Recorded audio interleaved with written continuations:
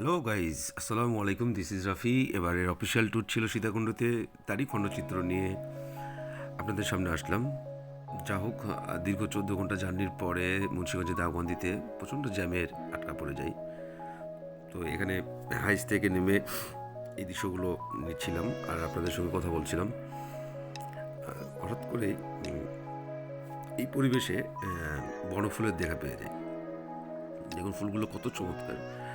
এরকম একটা দৃশ্য আপনাদের সঙ্গে শেয়ার করতে পারছি, এটাই অনেক না। ভালো লাগছিল, এইভাবে সময়গুলো পাস করছিলাম জ্যামের সময়গুলোতে। অনেকদিন পরে ট্যুরে বের হয়েছি, অফিসিয়াল ট্যুর আমাদের ব্যাংকেশের পরিবার থেকে। যা হোক, দীর্ঘক্ষণ জ্যাম শেষে আবার যাত্রার পথে রওনা শুরু হয় আমাদের হাইস্টার। এবার গাড়ির গতিপথ ছিল 60-70, কিন্তু এখনও অনেকটা পথ বাকি। আমাদের যে এক্সপেকটেশন ছিল সকাল 7টার মধ্যে সীতাকুণ্ডতে ইন করার, আনফর্চুনেটলি এটা অনেক ডিলে হয়। দিস ইজ লাক গাইজ, এটাই ছিল ভাগ্যে। যা হোক, ট্যুরে যাচ্ছি, বোরিং আনা যাবে না। মনটাকে চাঙ্গা রাখার চেষ্টা করছিলাম সবসময়। টিমমেটদের সঙ্গে খুনসুটি, বিভিন্ন বিষয় নিয়ে তর্ক বিতর্ক, সব কিছু মিলে যাই হোক, জ্যামের পরে যখন গাড়িটা আবার সচল হলো, এটা ভালো লাগছিল যে হয়তো একটু লেট হয়েছে কিন্তু শুরুতে হয়েছে যাত্রা। এভাবেই এগোচ্ছিল আমাদের গাড়িটা। দীর্ঘ আমাদের জার্নিটা মোট 16 ঘন্টা সময় লাগছিল। রাজশাহী টু সীতাকুণ্ড 16 ঘন্টার একটা হাইস্ট জার্নি। তো সব কিছুর পরে আমরা খুবই ক্লান্ত ছিলাম। তো যাই হোক, হোটেল রুমে কিছুটা রেস্ট নিয়ে আমরা সরাসরি চলে যাই চন্দ্রনাথ পাহাড়ে। চন্দ্রনাথ পাহাড় আমাদের যে হোটেলটাতে নিয়েছিলাম সেটা হচ্ছে হোটেল 99, যেখান থেকে চন্দ্রনাথ পাহাড় অনলি 8 কিলোমিটার হবে আমাদের। দেখেন ওই চূড়াটাতে আমাদেরকে যেতে হবে। এখানে সাধারণত হিন্দু সম্প্রদায়েরা তারা তীর্থ উদ্দেশ্যে এখানে রওনা দেয়। তো আমাদের উদ্দেশ্য পাহাড়কে জয় করব। ওই যে সামনে পাহাড়, ওটাকে জয় করব, ওই চূড়াতে আমাদেরকে যেতে হবে। যা হোক, শুরু হলো যাত্রা। বিভিন্ন এবড়ো থেবড়ো রাস্তা দিয়ে এগোনোর চেষ্টা করছিলাম। এর মাঝে আমরা এইরকম দৃশ্য তো সাধারণত আমাদের উত্তরাঞ্চলে পাওয়া যায় না। সেক্ষেত্রে যে জায়গায় সুযোগ পেয়েছি সেই জায়গায় কিছুটা হলেও ভিডিও করেছি, যাতে আমি অন্যদের সাথে শেয়ার করতে পারি। এখানে আমাকে আমার টিমের সাহায্য করেছে আমাকে ভিডিও করতে, বিশেষ করে মাহমুদের হেল্পটা বেশি পাইছি। যা হোক, এভাবেই চলছিল আর মনের মধ্যে অনেক এক্সাইটেড এবং প্রচণ্ড ক্লান্ত ছিলাম। ক্লান্তটা একটু যেন লাঘব হয়, জন্য আমরা ভারী কোনো খাবার না খেয়ে ডাবের পানি, 2-3টা কোলা এই এনার্জি নিয়ে জাস্ট শুরু করেছি যাত্রা। তবে অনেকটা সময় হয়ে গেছে, প্রায় আমি অলমোস্ট 1 ঘন্টা মতো অলরেডি হাঁটছি। তো মোটামুটি এখন আমরা হয়তো 500 ফিট উপরে আছি, কিন্তু ওই চূড়াটাতে যেতে এখনও পাহাড়টাকে ঘুরে ঘুরে অবলোকন করতে হবে। তো সামনে যতটুকু পারছে কর্তৃপক্ষ মানুষের চলাফেরা করার জন্য কিছুটা রাস্তা বানাতে পারছি, কিন্তু এই দেখেন এই মুহূর্তে আমি যে পাহাড়ে আছি, এখানে কিন্তু আর রাস্তা নাই। এখানে মানুষ সৃষ্ট আর কোনো রাস্তা নাই। এখন যা করতে হবে আমাদের নিজেদেরকে করতে হবে। তো এখানে আমি আর মাহমুদ কিছুক্ষণ ভিডিও ধারণ করছিলাম আর বলছিলাম যে হচ্ছে আল্লাহর কি লীলা খেলা, কি সৃষ্টি, মানে এগুলো চোখে না দেখলে আসলে এই ফিলিংসগুলো আপনাদের সঙ্গে মানে বোঝানোটা কঠিন। যা হোক, এরপরে আমরা মোটামুটি চলে আসি, প্রায় 1000 ফিট উপরে আমরা চলে আসি। এই জায়গায় আমি প্রচণ্ড ক্লান্ত। আমার ডান পাতে কিছু ইঞ্জুরি ছিল, সেইটার একটা প্রভাব ফেলতেছিল। সেটা নিয়ে আমাকে আর আগাতে পারছিলাম না। আর সামনে উপরে আর 4টা রাউন্ড দিলে হয়তো আমি চূড়াতে যেতে পারতাম, কিন্তু এখানে এখানে আর কোনো রেলিং বা কোনো কিছু ধরার মতো নাই, জাস্ট পাথর পাহাড়গুলো কেটে কেটে রাস্তা টাইপের করে রাখছে, যেটার কোনো মানে যেটা কোনো নিরাপত্তাটা অনেক ঝুঁকিপূর্ণ ছিল। তো আমার শারীরিক কন্ডিশনে আমি আর এখানে পাইনি, এখানে আমাকে স্টপ করতে হয়েছে। এখান থেকে আমি একটা মোটামুটি চূড়ার একটা ভিডিও নিয়ে হচ্ছে আমাকে চন্দ্রনাথ পাহাড়ের ট্যুরটাকে এখানেই সমাপ্তি করতে হয়। যা হোক, এরপরে আমরা ইকো পার্কে চলে যাই।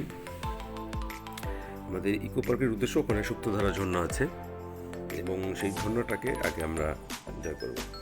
তো ঝর্ণাটাতে যাওয়ার জন্য আমাদের ইকো পার্কে জনপ্রতি 50 টাকা টিকিট, এবং যদি আপনি হাইস্ট গাড়ি নিয়ে যান প্রবেশ করেন তাহলে হাইস্ট গাড়ির জন্য 400 টাকা টিকিট প্রয়োজন হবে। তবে হাইস্ট নিতে হবে, কারণ এটা ইকো পার্কের শুরুটা যেখান থেকে সেখানটা অনেকটা পথ পরে আপনার সুপ্ত ঝর্ণা পাবেন। সেই ক্ষেত্রে হাইস্ট মোটামুটি পাহাড়ের কোল জুড়ে যে রাস্তাটা আছে সেইটাতে দিয়ে মোটামুটি অনেকটা পথ এগিয়ে যেতে পারবেন। এই যে ইকো পার্কের ভিতরে যে রাস্তাটা সুপ্তঝর্ণা যাওয়ার পথে, এটা কিন্তু অনেক রোমাঞ্চকর। দুই পাশে জঙ্গল, কিন্তু সবচেয়ে ভয়ানক ব্যাপার যেটা এই ভিডিওতে আমি আনতে পারি নাই সেটা হচ্ছে একটা পাশে ডান পাশে রাস্তার ডান পাশেটা কিন্তু পুরাপুরি এই ঢালু, মানে একদম এটা কিন্তু সমতল ভূমি থেকে অনেক উঁচুতে। তো গাড়িটা সাধারণত 2 গিয়ারে সেট আপ করে ড্রাইভার খুব সতর্কতার সহিত আগাচ্ছিল, কারণ এটা পিছনে ব্যাক হওয়ার একটা খুব চান্সেস, যদি ব্রেক ফেল হয় এটা খুবই ডেঞ্জার হতে পারে সবার জন্য। যা হোক, এই মুহূর্তে একদম ফুল বনের একটা ফিলিংস, পাহাড়ি বনের একটা ফিলিংস আমরা পাইছি, যেটা মানে মনের সমস্ত ক্লান্তি দূর হয়ে গেছে। মানে মনকে একদম তারুণ্যের যে একটা তেজ আছে না রক্তের তেজ, সেই তেজটা আমার মনে হয় আমাদের মনে সবার মাঝে চলে আসছে। তো যাই হোক, সামনের দিকে আগাচ্ছি আর চেষ্টা করছি দেখার এদিক ওদিক। যে শুনছিলাম যে বনের মধ্যে আমরা কিছু প্রাণী হয়তো বা দেখার সৌভাগ্য হতে পারে, কিন্তু আনফর্চুনেটলি শুধু আমরা বানর পাইছি, অথবা যেই পথগুলোতে মানুষের চলাফেরা বা লোক যেখানে বেশি সেইটাতে পশু পাখিরা একটু আনাগোনা কম হয়তো হবে, তারা হয়তো আরও ভিতরে জঙ্গলে আছে। তো এটাই ভালো যে আমরা কোনো বিপজ্জনক মুহূর্তে পড়ি নাই। দেখুন জায়গাটা কতটা নিরিবিলি যে এখানে সম্ভবত এই জায়গাগুলো এখন লিজ আকারে চলতেছে, যার কারণে প্রশাসনের ভূমিকাটা নাই। যাদেরকে লিজ দিয়েছে তারা কর্তৃপক্ষদের কোনো এখানে ভলেন্টিয়ার টিম বলতে কিছু নেই, তবে সিকিউর জায়গা। যা হোক, আমরা অনেক কথা ভেবে ফেললাম, চলে আসলাম হচ্ছে সুপ্তধারা ঝর্ণার যাওয়ার পথে। এইখান থেকে সিঁড়ি দিয়ে মোটামুটি 580 সিঁড়ি নিচে আপনাকে নামতে হবে। নামাটা অনেক সহজ, কিন্তু জানি না উঠতে কেমন হবে। যা হোক, ঝর্ণাটাকে জয় করি। হ্যাঁ, ঝর্ণার কাছে চলে আসছি। তবে এখন যে মৌসুমে আমরা পৌঁছেছি ঝর্ণার পানি ছিল না, শুকনা।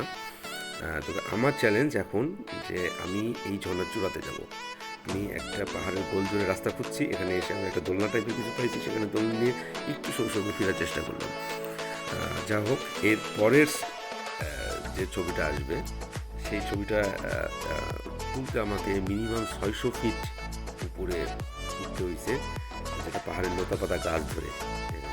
এরপরে আবার রিটার্ন চলে আসি নিচে, এসে গ্রুপের সঙ্গে একটা ছবি তুলে তারপরে আমরা ইকো পার্কের চূড়া থেকে একটা ভিউ নেই, চারিদিকের একটা মনোরম ভিউ ক্যাপচার করি। আমার মনে হয় যে এটা যতদিন বাঁচবো, যখনই দেখবো তখনই আমাকে অনেক ভালো লাগা দিবে আর স্মৃতি হয়ে থাকবে। যাই হোক, এখান থেকে এরপরের আমরা যে পার্টে চলে যাব সেটা হচ্ছে এটা বলে কি গালিয়াকোল সি বিচ। এখন সি বিচ, এই সি বিচের এটা একটা রোমান্টিক মানে সি বিচ মানে একটা রোমান্টিক। সবচেয়ে মজার ব্যাপার, এখানে যে প্রথমে আপনি চাইলে একটা নৌকাতে যেতে পারবেন, জনপ্রতি 50 টাকা ভাড়া। যে নৌকাটা আপনাকে এই নদী সাগর, যেখানে মাছ ধরতেছে মাঝিরা, সেই জায়গাগুলোকে একটু ঘোরায় নিয়ে আসবে, যেটা আপনাকে হচ্ছে অনেক ভালো লাগা দেবে, অনেক ভালো লাগা, অনেক এক সুন্দর একটা অনুভূতিতে প্রবেশ করাবে। তো যা হোক, আমরা নৌকাতে চড়ি সবাই মিলে, চড়ে এই সাগরটাকে আমরা একটু প্রথমে ভিউগুলো দেখি এবং বিকালের আবহাওয়া নিই। এবং সবচেয়ে মজার ব্যাপার, এখানকার যে সি বিচটা সেটা কিন্তু বালুর না, সবুজ ঘাস, এর মাঝে মাঝে কিছু জায়গা করে নিয়েছে পানি, জোয়ার যখন আসে তখন পানিতে ভরে যায়, আবার বিকালে সেশনে পানিগুলো নেমে যায়, তখন এই জায়গাটা একটা আড্ডাস্থল হয় এবং সেখানে প্রত্যেকটা দিন প্রচুর মানুষ আসে। দেখেন, আপনি এই সিনারিগুলো দেখলেই বুঝতে পারবেন এটা কতটা রোমান্টিক। যদি গোসল করতে চান তাহলে দুপুরের সেশনটা বেছে নিতে পারেন, এবং আমার কাছে মনে হয় যে পরিবার নিয়ে বেড়ানোর জন্য এই জায়গাটা বেস্ট। গালিয়াকোল sea beach. সম্ভবত আমার নামের মধ্যে যে নামটা বলতেছি সি বিচের, 19-20 প্রবলেম হইতে পারে, ঠিক এখন যখন ভোকাল দিচ্ছি আমি ভিডিওতে দিতে নামটা একটু সমস্যা হচ্ছে হয়তো বলতে। যাই হোক, এটার পরে আমরা চলে যাই মহামায়া লেক। মহামায়া লেকের প্রবেশ পথে আপনাদের এখানেও জনপ্রতি 30 টাকা টিকিট কাটতে হবে, যদি গাড়ি থাকে সেখানে 150 টাকার মতো আপনাকে গাড়ি পার্কিং দিতে হবে। যাই হোক, মহামায়া লেকের মধ্যে প্রবেশ করার পর লেকের কাছাকাছি যেতে আপনি যে মনোরম কিছু দৃশ্য পাবেন, ছোটো ছোটো কিছু পাহাড় পাবেন। এটা একটা নামটাই দেখেন না, মহামায়া। সত্যি গাইজ, এই জায়গাটা পুরো মায়ায় ঘেরা।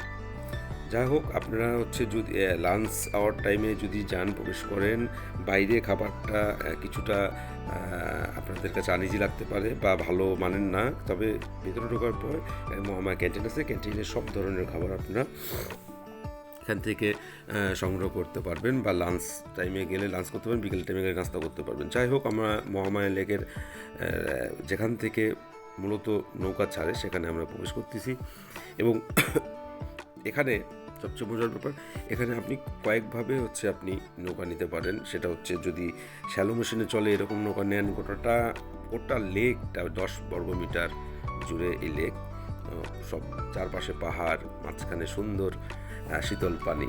এখানে আপনি চাইলে নৌকা ভাড়া করে শ্যালো মেশিনের মাধ্যম দিয়ে গোটাটা ঘুরতে পারেন, যেতে আপনাকে 1500 টাকা নেবে ভাড়া, যদি ফুল নৌকা ইয়ে করেন। আবার আপনি যদি চান না আমি শ্যালো নৌকাতে ঘুরবো না, আমি নিজে হচ্ছে নৌকা চালাবো, সেখানে 2 ধরনের পাবেন, একটা হাতের বৈঠা আর একটা হচ্ছে পায়ে পা ঘোরানো নৌকাগুলো। এখানে বিভিন্ন মনোরঞ্জনের মতো হাঁস টাইপের নৌকা রাখা আছে, হাত বইটারগুলো একটু লম্বা চোখা টাইপের নৌকাগুলো। তো আমি প্রথম থেকেই চিন্তা করছিলাম যে এই প্লেসটাতে গেলে আমি নিজে নৌকা চালাবো, এবং আস্তে আস্তে এই জায়গাগুলোর আমি ভিডিও নিব। এদিকে হচ্ছে টিমমেটরা সিদ্ধান্ত নেয় তারা একটা নৌকা নিয়ে আগে পুরো লেকটা ঘুরবে। তো এখানে আমরা যে কজন গিয়েছিলাম তার মধ্যে আমি আর মাহমুদ ভাই প্রথমে নিজেরা একটা নৌকা চালানোর সিদ্ধান্ত নিই, আমরা সেটা নিয়ে রওনা হয়েছি। আর আমার অন্যান্য টিমমেটরা তারা অলরেডি মহামায়া লেক পাড়ি জমাচ্ছে। তো যা হোক, আমি এখানে কিছুক্ষণ আমরা এই জায়গাটাতে আমরা নিজেরা নৌকা চালাই এবং একদম শীতল পানিতে একটা অন্য ভুবন, একটা অন্য অনুভূতি নিয়ে পাহাড়গুলো দেখছিলাম এবং পানির স্বচ্ছতাগুলো দেখছিলাম। মোটামুটি পানিগুলো অনেক পরিষ্কার এবং খুবই পরিষ্কার। আর আপনি বুঝতেই পারছেন এই জায়গাটাতে যখন আপনি নৌকা নিয়ে প্রবেশ করবেন আপনার মনটা কেমন হতে পারে। আচ্ছা, যাই হোক, এরপর আমরা লোভ সামলাতে পারিনি, আমরা পরে সিদ্ধান্ত নিলাম ওরা অন্যান্য টিমমেটরা তো ঘুরে আসছে, তাইলে এবার হচ্ছে আমরাও একটু ঘুরে আসি। তো আমরা দুজন মিলে একটু ছোট টাইপের শ্যালো নৌকা নিই, যেটা হচ্ছে অনলি 4 জন বসার ক্যাপাসিটি ছিল। তো আমরা পায়ের উপর পা তুলে শাহেনশাহ রাজার মতো হচ্ছে আমরা হচ্ছে মহামায়া লেকটা পুরোটা রাউন্ড করার উদ্দেশ্যে এবার ঘুরছি। যেটা কিন্তু আপনি নিজে চালায়ে পুরোটা কভার করাটা অনেক কঠিন, কারণ এখানে কঠিন না, এখানে সময়ের ব্যাপার আছে। আপনি 1 ঘন্টা যদি ভাড়া নেন নিজে চালাবেন তাহলে আপনাকে 300 টাকা পে করতে হবে। তো যদি 2 ঘন্টা চালান 600 টাকা, আপনি 3 ঘন্টাও চালাতে পারেন, কিন্তু এত সময় হয়তো বা একটা স্পটের জন্য থাকে না। তবে আমি বলবো সীতাকুণ্ডুতে ফ্যামিলি ট্যুরের জন্য একটা বেস্ট জায়গা, যেটা অবশ্যই আপনার যে সময়টা এই ট্যুরের পিছনে যাবে সেই পুরো সময়টা হবে রোমাঞ্চকর, পুরো সময়টা হবে আপনার স্মৃতিতে একটা সুন্দর গাথা সময়। আপনি যখনই চিন্তা করবেন সীতাকুণ্ডের এই ফিলিংসগুলো, এই জায়গার স্মৃতিগুলো আপনাকে অবশ্যই মনোমুগ্ধ করবে। তো এইভাবেই ঘুরছিলাম। তবে এখানে একটা বিষয় আমরা জানতে পারি যে হচ্ছে এই মহামায়া লেকের মধ্যেও একটা ঝর্ণা আছে।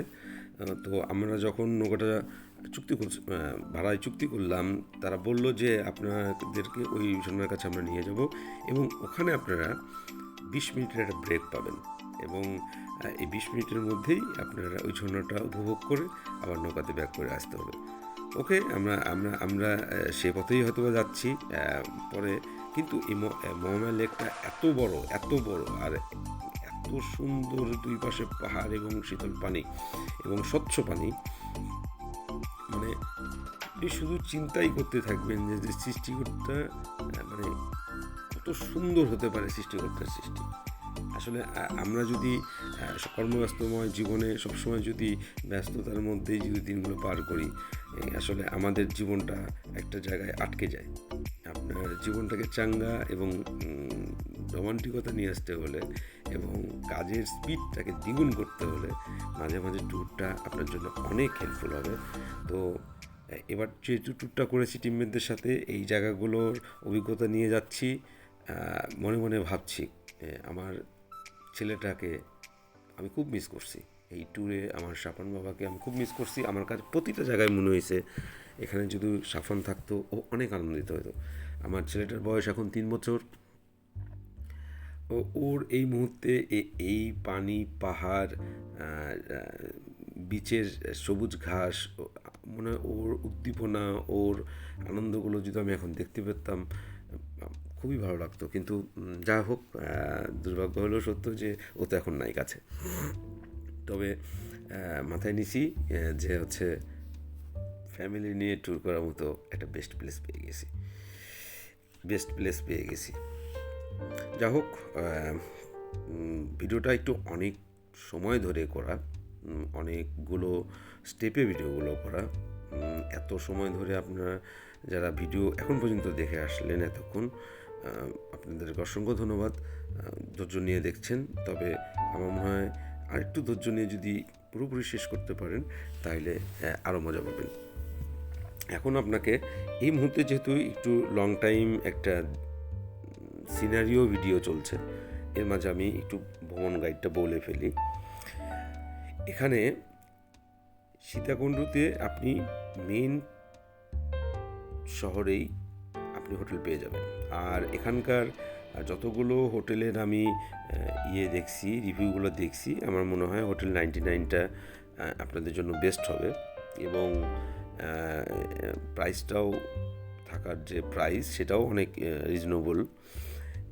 এখানে আমার মনে হয় ফ্যামিলি নিয়ে যদি ট্যুর করেন, বেস্ট গাইডলাইন হবে যদি আপনারা নিজের একটা কার বা একটা হাইস বা একটা নোহা নিয়ে আসেন।